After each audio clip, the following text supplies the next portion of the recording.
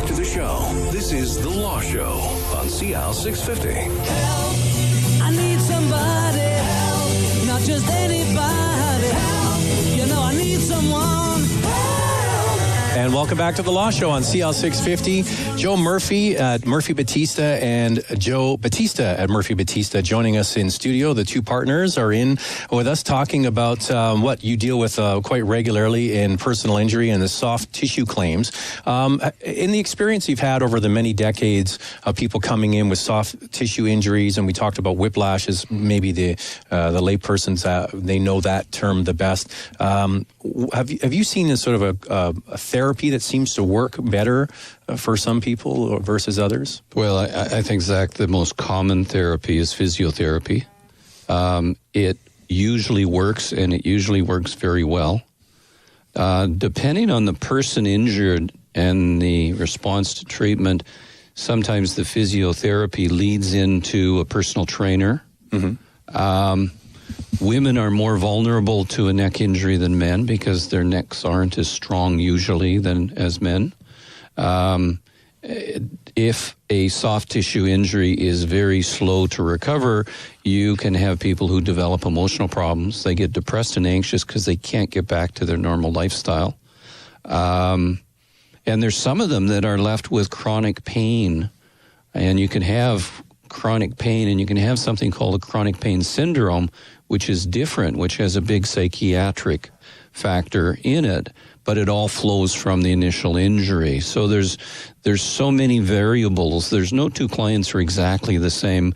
They're different to start with, and the injuries are going to be different. And I've acted for 4 people in a car rear-ended, and the 4 injuries were very different, even though they were affected by the same impact. How do you tie that together? How do you prove that these different outcomes are the result of the same accident?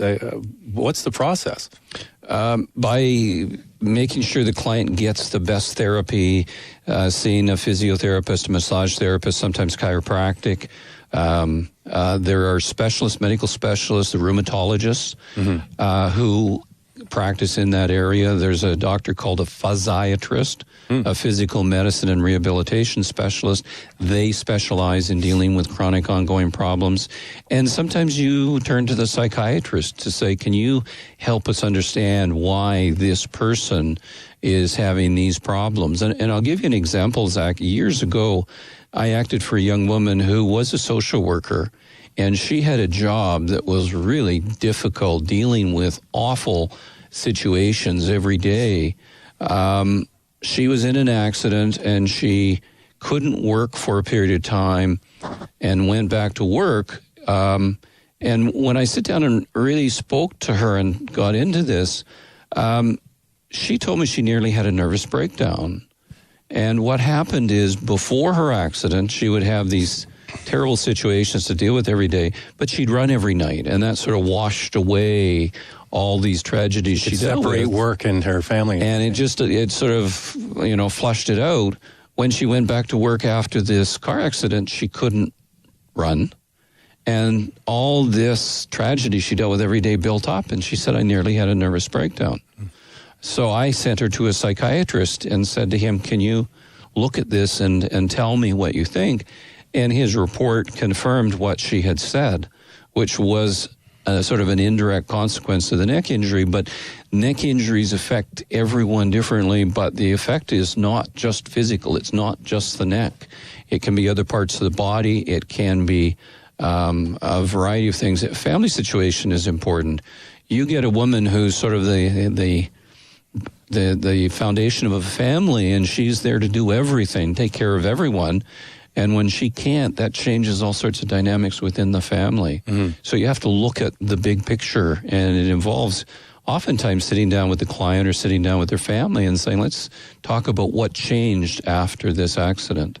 Now, Joe, walk us through the process here. Someone has a soft tissue injury, say from a car accident, and they need the physiotherapy, they need maybe the chiropractor, the massage therapist, maybe acupuncture, all of these sorts of things. But you haven't settled with ICBC yet, right? So that's why they're in your office, because there hasn't been a settlement with them. So how are they able to get all of this care when they're maybe not financially able, because it's expensive. There's two aspects to a personal injury claim involving a motor vehicle accident. There's the lawsuit, the tort claim that is dependent on whose fault the accident is, and then there's something called Part 7 benefits, and it's also been known as no-fault benefits. ICBC is required in most instances to provide a certain amount of benefits, regardless of whose fault the accident is, even before the case is settled. And so you have access to funds. Yes, well, access to some treatments, and typically the therapy such as chiropractor, physio, massage, those type of things are covered under Part 7. A certain number of visits are covered under Part 7. There might be a small user fee. So typically, if it's medically necessary, ICBC will pay for those type of therapies even before the case is settled and regardless of whose fault that is. So that gets put in place pretty quickly if the family doctor or another doctor says that this is necessary because of the car accident. I guess it's also in their benefit that if you were to improve before you settle, then the judgment would be less. Exactly. I mean, they have a vested interest in getting to improve as quickly and as completely as possible. So, and quite often early intervention with these type of therapies is important to that process. So they do pay for it up front. Now, Joe, when you have somebody that is maybe improved, initially they have settled with ICBC, but then 2 years later, there's ongoing, more chronic pain associated with this accident. Can you revisit that? You can't go back and reopen a settlement, which is why, Zach, it's so important for the claim not to be finished, whether it's settled or goes to court, until you have a good understanding of what the long-term problems are going to be. I say to clients, and I've probably done 1,500 whiplash cases over the many years, I say to clients, it's not a matter of you being pain-free, it's a matter of you being pain-free and back to your normal activities that we're going to use as a measure of when we can move forward and settle the case. And oftentimes people after an injury will change their activities. They'll stop doing certain things or do some things differently. And that's not the real test. It's, are you able to go back and do these same things? And if not, what's wrong? And you then go and say, is there more treatment available?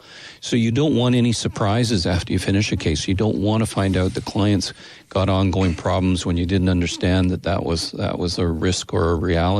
Is there often a case where the client wants to move forward quicker and you're saying, let's pump the brakes here and see how it goes? Oh, there are. And I've had cases of tourists that have been in BC and injured in an accident, and they say, listen, I'm going back to Germany in 2 weeks. I want this case settled. And I say to them, here's the risk you run. And they say, I understand that. And there are a few cases in the past that we've settled very, very quickly, simply because the client said, I want it finished, I'm going home. So in your opinion, when someone has we'll call it a whiplash or soft tissue claim, and you're saying to them, let's see how long it takes you to get back to all the activities you performed before, is that a year typically, 2 years? So it's like, how long are files open on your desk typically? I think the average whiplash recovery would probably be 12 months average, but you get some that can go on a lot longer. You get injuries to children where the long-term impact's unknown. The longest case I had went for 18 years from the date of an accident involving an injury to a very young child to settling that case at age 19 or 20.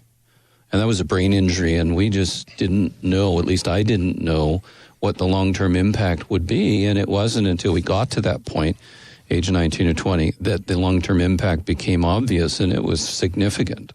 So there was a real benefit to waiting, although the client doesn't want to wait forever, the lawyer doesn't want to wait forever, but sometimes you need to do that so you know what the future holds. Is it typically your advice to your clients to wait when they're trying to, you see money on the table too, right? And they're motivated by settling? I think it's our advice to wait when they either haven't plateaued or we can't predict with some reasonable certainty how they're going to end up. And it's important to understand that the big part of a claim isn't the compensation for the pain and suffering. It's the effects of those injuries on your ability to earn an income or to look after yourself. So let's take a whiplash injury, for example. If Joe and I were to get a whiplash injury, even if it was permanent, we could still practice law. It wouldn't really affect us. But a manual laborer who had the same injury, who relies on his muscles and that, it may affect his ability to earn an income. And there's the same injury to two different people that has a vastly different consequences, vastly different values. So if it was a laborer with a whiplash injury that was going to be chronic or permanent, I'd want to be a lot more careful before I settled, as opposed to someone who sits at a desk all the time. Yeah, exactly. So we've had clients, Zach, who have been dentists, and they've had neck injuries that have ended their practice because dentists, they're always bending and twisting, and if you've got a bad neck, you can't do that anymore. It's funny, you don't realize how weak your neck is or how heavy your head is. And for me, it was getting into some little odd corner trying to do some painting or something. And after a couple of minutes, I thought, my neck is killing me. I got to get out of here. If you ever have a child fall asleep on your lap, you know how heavy their head, especially on a 10-hour flight to Europe. Yeah. Ask me how I know. It's like a bowling ball. When we come back, we're going to talk a bit about insurance. And ICBC wants to have another rate hike of almost 5%. We have Joe Murphy and Joe Battista on the show today, and we'll jump into that next on CL 650. There's more of the show still ahead. This is The Law Show on CL 650.